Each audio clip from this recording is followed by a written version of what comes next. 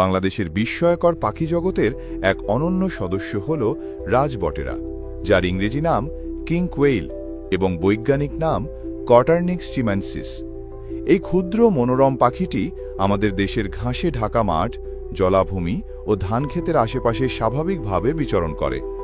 পাখি হিসেবে রাজবটেরা তুলনামূলকভাবে অপ্রচলিত হলেও এদের সৌন্দর্য, স্বভাব এবং আচরণ যে কারো মন কাড়তে বাধ্য।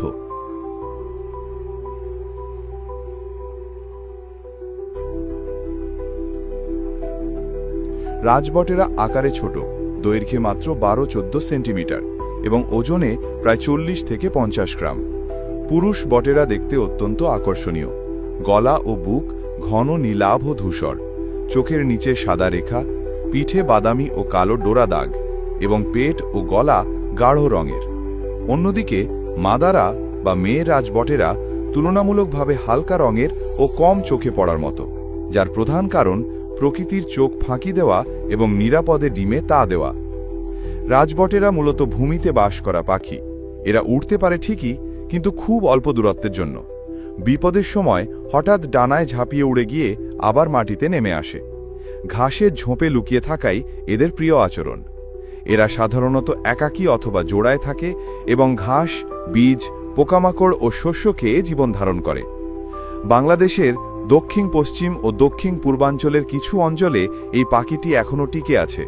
তবে নগরায়ন, বনভূমি ধ্বংস, রাসায়নিক কীটনাশকের ব্যবহার ও জলাভূমি সংকোচনের কারণে এদের আবাসস্থল দিন দিন হুমকির মুখে পড়ছে। যদিও এখনও এই প্রজাতিটি বৈশ্বিকভাবে বিপন্ন নয়, বাংলাদেশে এদের সংখ্যা তুলনামূলকভাবে কমে এসেছে। বংশবৃদ্ধির সময় রাজবটেরা মাটিতে ছোট গর্তে বা ঘাসে ডিম পাড়ে। স্ত্রী পাখি সাধারণত 5 থেকে 8টি ডিম দেয় এবং তা দেওয়ার পর একা একাই ডিমে তা দেয়।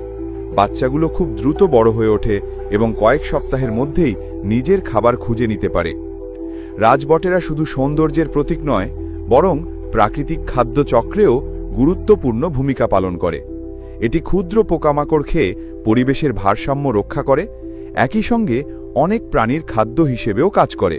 তাই এদের অস্তিত্ব বজায় রাখা প্রকৃতির সার্বিক স্বাস্থ্য রক্ষায় জরুরি। বর্তমানে বাংলাদেশে এই পাখিটির প্রতি মানুষের আগ্রহ দিন দিন বাড়ছে, বিশেষ করে পাখিপ্রেমী ও প্রকৃতিবিদদের মধ্যে। তবে দুঃখজনক হলেও সত্য, অনেক ক্ষেত্রে এদের খাঁচায় বন্দি করে পালন করা হয়, যা এদের প্রাকৃতিক স্বভাবের জন্য ক্ষতিকর। তাই প্রয়োজন এদের সম্পর্কে সচেতনতা তৈরি এবং প্রকৃতির মধ্যে এদের স্বাধীনভাবে টিকে থাকার পরিবেশ তৈরি।